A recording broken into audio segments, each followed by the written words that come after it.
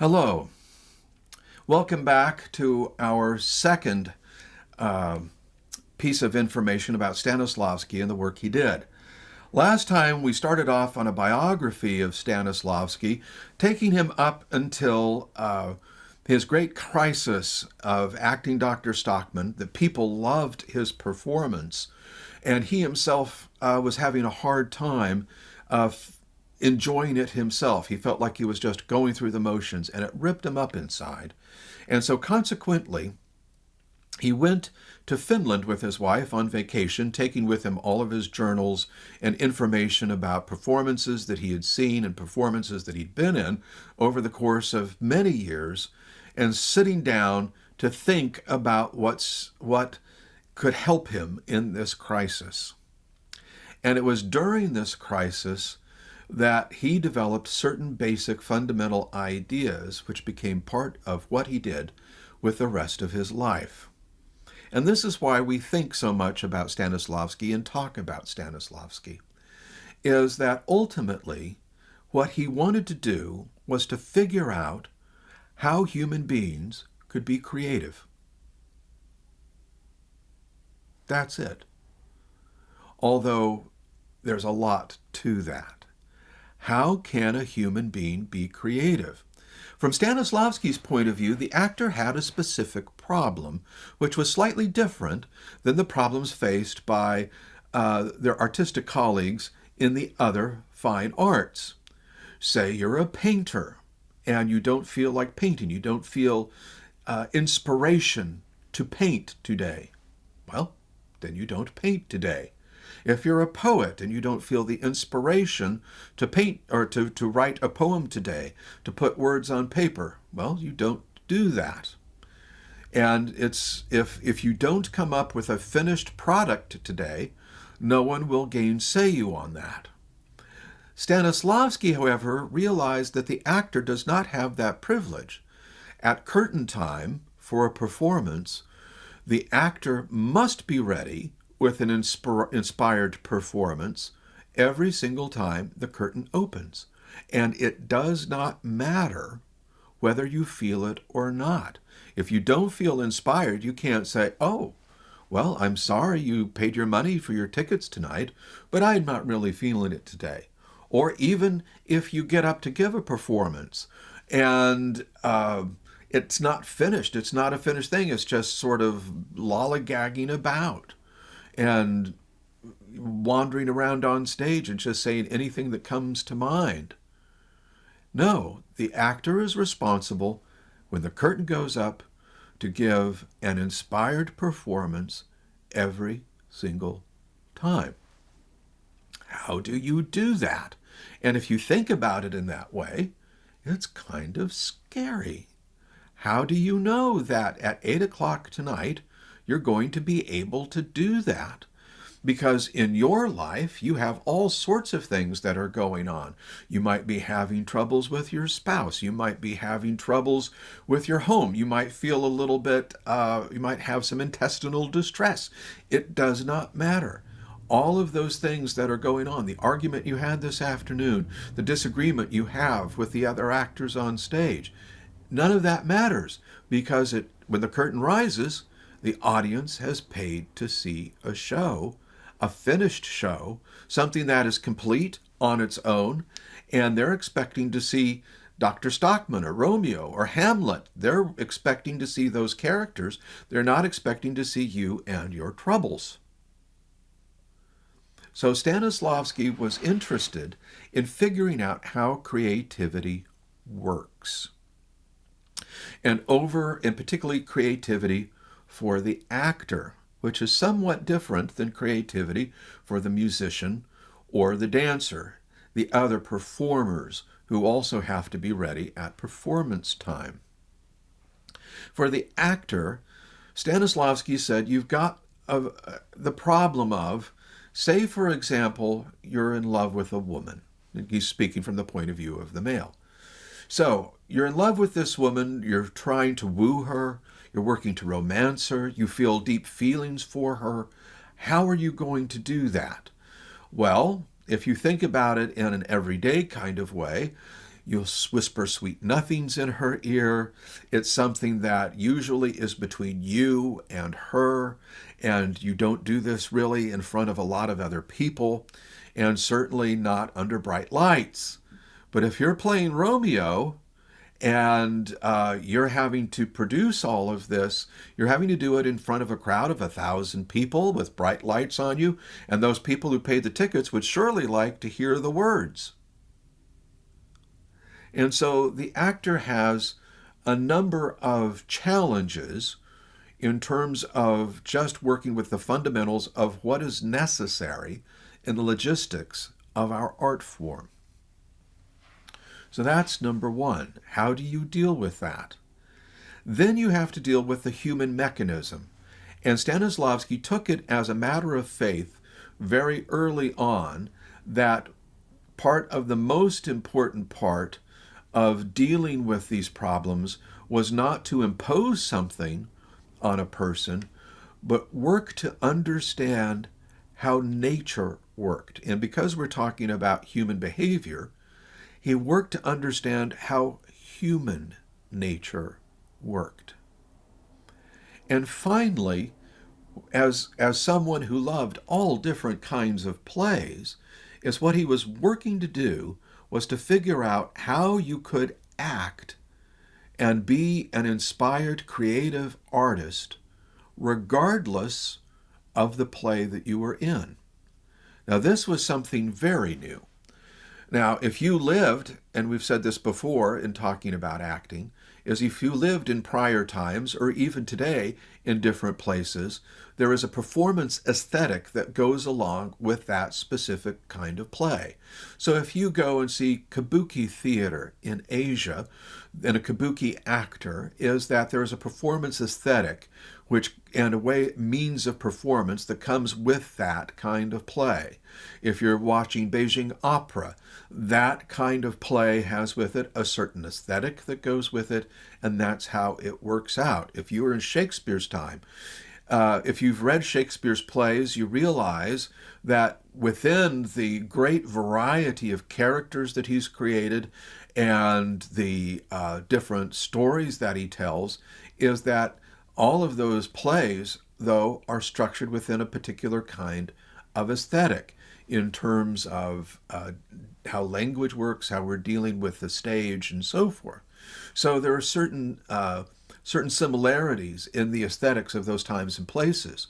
What Stanislavsky realized in the beginning of the 20th century is that those old rules of having a fairly homogeneous aesthetic had gone by the wayside.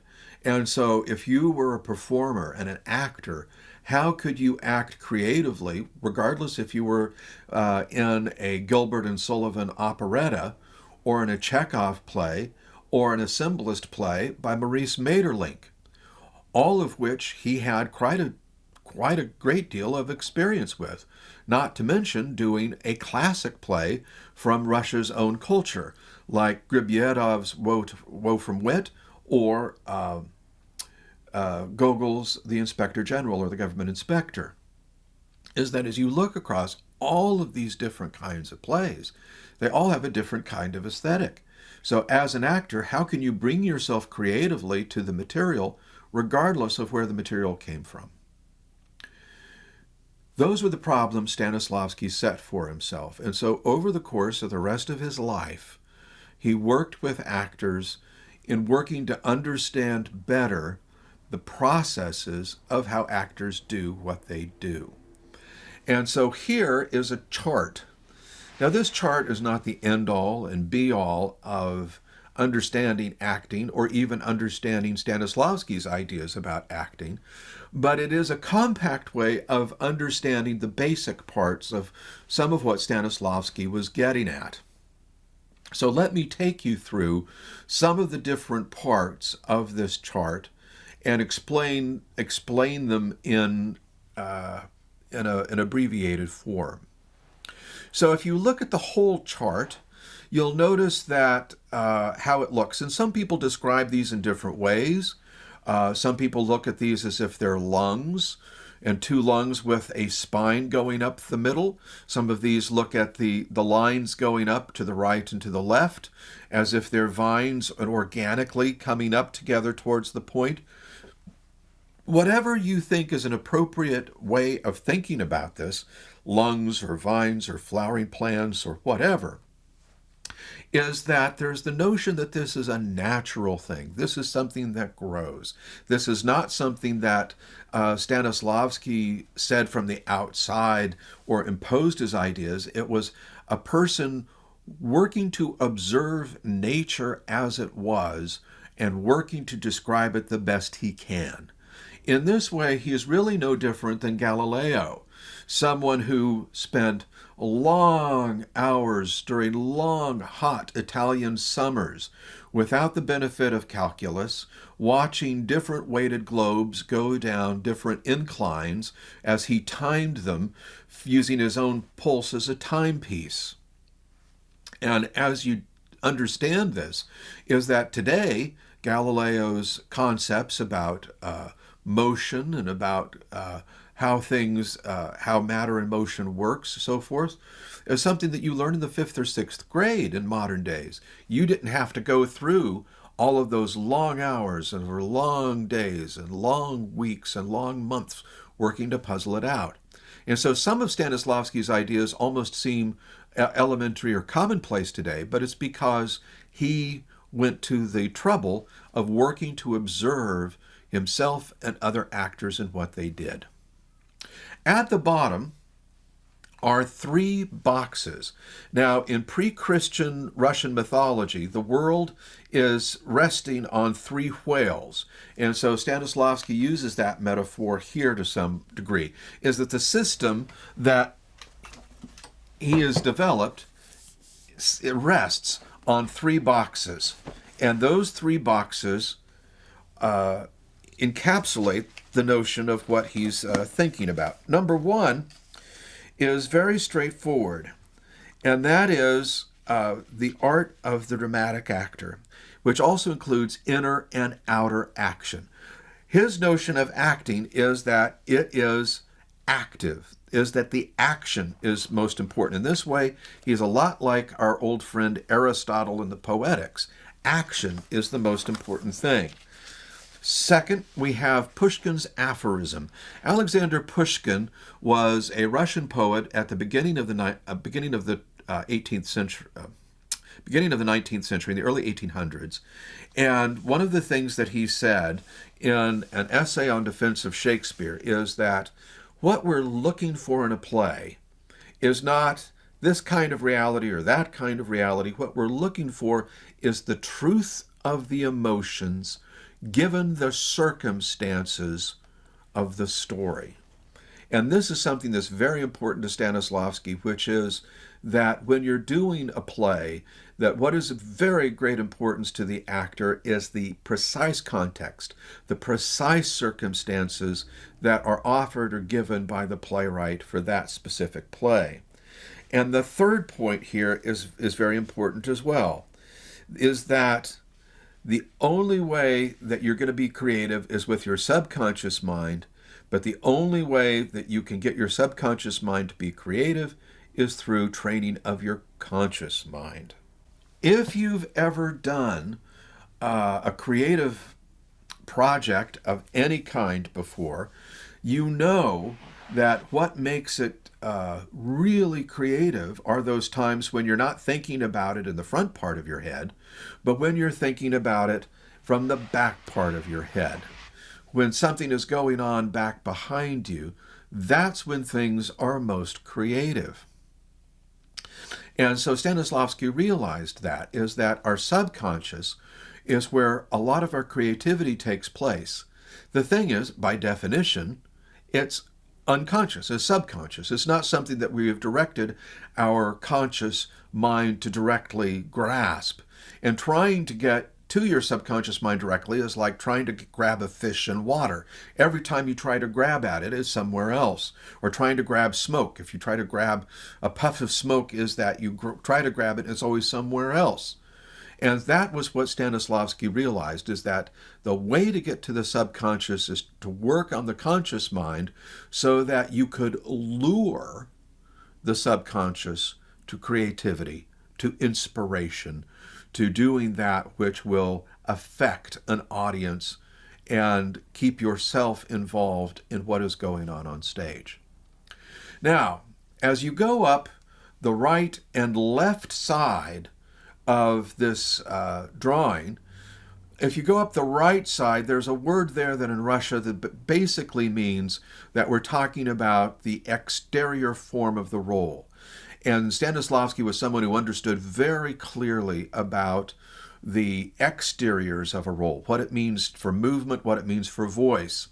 Again, we think that Stanislavsky was all about the psychology of the actor, but in fact, in his collected writings, Stanislavsky devotes probably a majority of the pages to writing about voice and diction, as the specific problems of voice and diction in Russian, because he is a Russian actor. Some of that, of course, really doesn't apply or make sense to non-Russian speakers, but it certainly would to him and to the people that he was working with. The larger point I do want to draw your attention to is that Stanislavsky was not all about what was going on inside your head and heart. He was also concerned about the exteriors, about your physical body. How were you moving as the character? How were you speaking as the character? If you go up the left side of the drawing, that is where the interior part is. You go up to number 4, block number 4 there is perzhevenie, which is a very interesting Russian word, which Stanislavsky uses in a somewhat unique way, as far as I can understand that, as a non-native Russian speaker myself. It has been translated variously. It has been translated as living through. It has been translated as experiencing. It's been translated in a number of different ways. But what it indicates is that Stanislavsky thought that the actor needed to have some sort of interior involvement. And what that might mean, there's been quite a lot of discussion about in terms of one's own feelings, using one's own emotional past, and so forth. But there needs to be some sort of inner involvement on the part of the actor in the ongoing story and tasks of the character. And that leads both right and left all the way up towards what's called the super task or super objective, the overall motivation for the character. And this is a recognition on Stanislavsky's part, particularly in terms of thinking about what people do, what human beings do, and thinking about the importance of action, however we might define action, is that we have different levels of motivation. Within your life, you have major motivations that are going to motivate you over many years. You want to have a happy life. You want to give back to your community. You want to, these big things that are huge for us in our lives. You want to be a good father or a good husband. You want to be a good wife or a good mother. Whatever. Those are big things. And then there are smaller motivations as you come down from that. Well, how do you do that? Well, one of the things you might want to do is have a nice job, and the job is going to help promote that bigger thing. Well, how are you going to get that job? I'm going to go to school and get a degree. Well, okay, so what's one of the things you have to do for that? Well, I have to take a class. Well, I'm going to take a class that introduces me to the art of theater. And then just in this short amount of time, what motivations do you have? Well, I have to get through this particular lesson. I have a motivation. I need to go pee. I need to go get a snack. I need to get something to drink. And so we have smaller motivations and bigger motivations. And what Stanislavsky said is that if you're playing a character, one of the things that is very useful for the actor is knowing that overall task, because that is what is going to lead us to understanding the whole play. Now, we've talked about these concepts. I want to talk about one more concept and before we go on to talk about application. And that is an analytical idea that Stanislavsky had about motivation. In one of his books, he has a character who, and that's how he writes his book, as if a group of people are going through a theater class, through an acting class. And so he takes these characters through different activities and takes these characters through different happenings. And from that, then, we can understand more about what it is that an actor does as they discuss and talk about it. And so this particular character goes to a friend's house and they have a turkey dinner. And in America, because of Thanksgiving, many of us understand what the turkey dinner is like. Now, not any of us probably can sit down and take an entire turkey and insert it in our mouth, and from that, eat an entire turkey. Well, no, okay, so we're going to cut off a turkey leg. Well, again, most of us probably can't eat an entire turkey leg, whole right in and out. And so what we need to do is cut off some. And so Stanislavsky has this analytical tool of breaking down a part into its constituent parts or units or chunks or however you want to talk about it. In America, we sometimes use the word bit. And when that was first said by Eastern Europeans, that turned into beats. So it could be a bit, it could be a beat, it could be a chunk, it could be a unit. There are lots of different ways within our nomenclature that we talk about this concept. And then from that, work to figure out what is your action, what is it you're working to do in this moment. And Stanislavsky says there's this little process that you can go through that is helpful to the actor in working to identify this. And it's very straightforward. Number one, understand what the given circumstances are for the actor in this given moment. And those given circumstances are going to suggest a problem. The character has a problem. Very few characters in plays don't have problems. Most characters, one would almost be tempted to say all characters in plays have problems. So identify through the given circumstance what the problem is.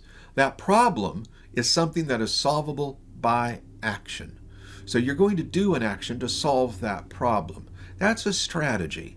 And then finally, you're going to do something which is going to turn the situation to your advantage.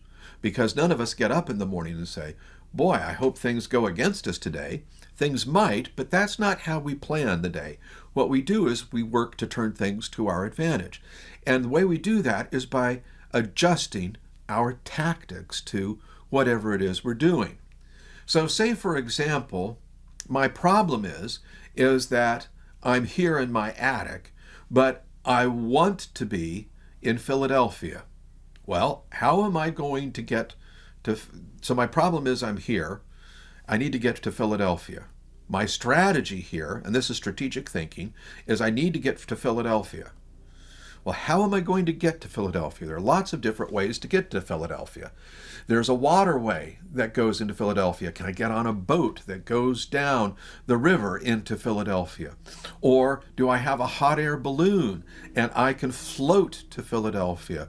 Or I've got a couple of feet. Do I walk to Philadelphia? If I have a horse, do I ride my horse to Philadelphia? See, so we have a problem, we have a strategy, and then we have tactics that allow us then to fulfill our strategy. Either I get to Philadelphia or I don't.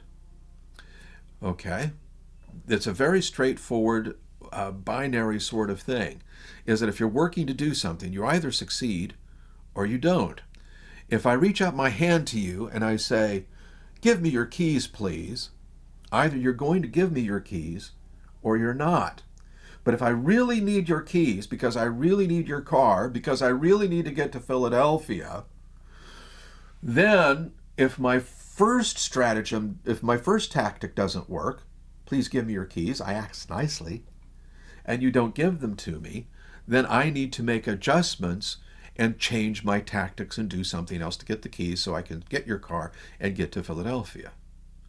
So this is an analytical tool that Stanislavsky developed so that actors could understand what it is that the characters were doing through the play.